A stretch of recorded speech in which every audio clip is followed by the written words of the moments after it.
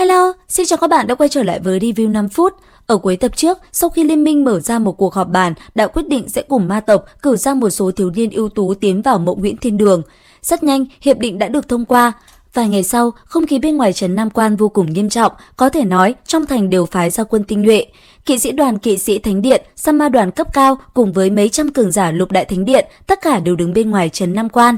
Điện chủ Mục sư Thánh Điện Lăng Tiếu cùng phó điện chủ Kỵ sĩ Thánh Điện Hàn Khiếm đứng ở chính giữa đội hình nhìn về phương xa. Sau lưng họ là 10 thanh niên xếp hàng ngay ngắn, Long Hạo Thần và Thải Nhi cũng đứng trong đám người này. Bất ngờ ở phương xa, một cảm giác áp bách vô hình chậm rãi xuất hiện. Long Hạo Thần nhịn không được hút ngụm khí lạnh, không ngờ cấm vệ quân của Ma Thần Hoàng tự mình đến, hơn nữa số lượng không ít. Mây đen dần tiến tới, rất nhanh, đám cường giả ma tộc đi tới trước mặt Liên minh Thánh Điện, đầu lĩnh cấm vệ quân Hắc Long tự xưng là Hoàng Thước, đồng thời hắn là tọa kỵ của Ma Thần Hoàng đứng ra làm chủ. Trong lúc Lăng Tiếu và Hoàng Thước nói chuyện, Long Hạo Thần nhìn thấy hai khuôn mặt quen thuộc, hắn khẳng định đối phương cũng nhìn thấy mình, chính là Nguyệt Dạ và Lãnh Tiêu. Mà lúc này trên không trung, Hoàng Thước mang theo hai ma vương Nguyệt ma tộc đi tới, trầm giọng hỏi: "Sao không trực tiếp bay vào?" Lăng Tiếu hừ lạnh một tiếng: "Ngươi có thể thử, nơi này là mảnh đất Mộng Huyễn Thần Điện, là thần điện tự nhiên nữ thần để lại. Rừng rậm này cũng được nữ thần tự nhiên che chở, muốn trực tiếp bay vào, ngươi còn chưa được đâu, đích thân Ma Thần Hoàng tới thì còn có thể. Nếu các ngươi hành động thiếu suy nghĩ, phá hư khung cảnh tự nhiên nơi đây, bị phản vệ không thể tiến vào tự nhiên thần điện, đó không phải do chúng ta thất hứa." Vốn dĩ hắn ta còn không tin, nhưng ngay khi hai tên thuộc hạ phi không bay tới, lập tức đã bị xử đẹp. Thấy vậy, Hoàng Thước chỉ có thể ra lệnh cho tộc nhân của mình chậm rãi tiến vào. Hai bên mang theo người của mình đi hướng rừng Mộng Huyễn trước mặt. Vừa vào rừng, không khí bỗng nhiên biến đổi. Mùi thơm mát mẻ thấm vào ruột gan, dường như tẩy trừ tâm linh, cảm giác bình an khó hình dung khiến mọi người vô cùng thoải mái. Tuy nhiên, bên ma tộc thì không dễ chịu như vậy. Có thể thấy, đám ma tộc trên người bắt đầu bốc lên từng tầng ma khí màu đen, chống đỡ hơi thở tự nhiên xâm lược, mỗi tên đều nhíu mày. Nếu không phải Hoàng Thước hạn chế, chúng ta đã ra tay hủy diệt thực vật xung quanh.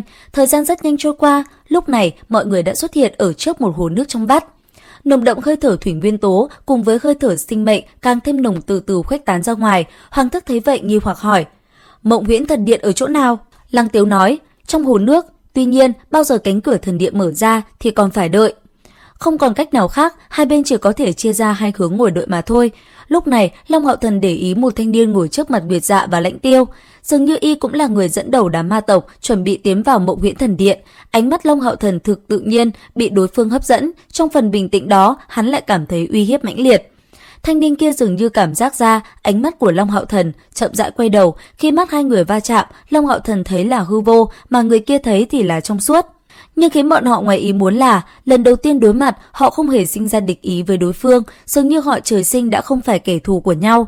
Thiếu niên kia cũng rất anh tuấn, nhìn y, Long Hạo Thần có cảm giác như đã từng quen biết, hình như đã gặp ở đâu đó, nhưng hắn ngàn vạn lần không thể nhớ ra. Thời gian trôi qua từng phút giây, hai bên đều là cường giả, có thể chịu được tịch mịch, tiếp tục chờ tại đây, sắc trời dần tối, màn đêm buông xuống.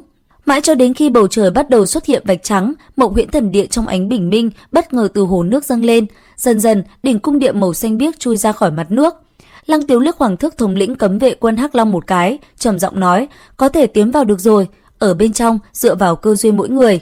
Hoàng Thước gật đầu, quay người nhìn hướng thanh niên áo đen đối diện Long Hạo Thần lên tiếng: "A Bảo, mọi sự cẩn thận." Thanh niên áo đen bước chậm chậm tới trước mặt Hoàng Thước, nhẹ gật đầu, sau đó mũi chân điểm xuống mặt đất, người đã nhanh chóng tiến đến cánh cửa truyền tống. Nguyệt Dạ, Lãnh Tiêu và các cường giả thanh niên ma tộc tham dự hành động lần này nối đuôi nhau theo ra, nhân loại bên kia cũng vậy. Long Hạo Thần, Thải Nhi đứng ở phía cuối đội, hai bên từ hai hướng đồng thời tiến vào Mộng Huyễn Thần Điện. Đến đây thì cũng hết tập 89 Thần Ấm Vương Tọa. Liệu rằng diễn biến tiếp theo sẽ như thế nào? Theo dõi kênh để biết thêm chi tiết nha.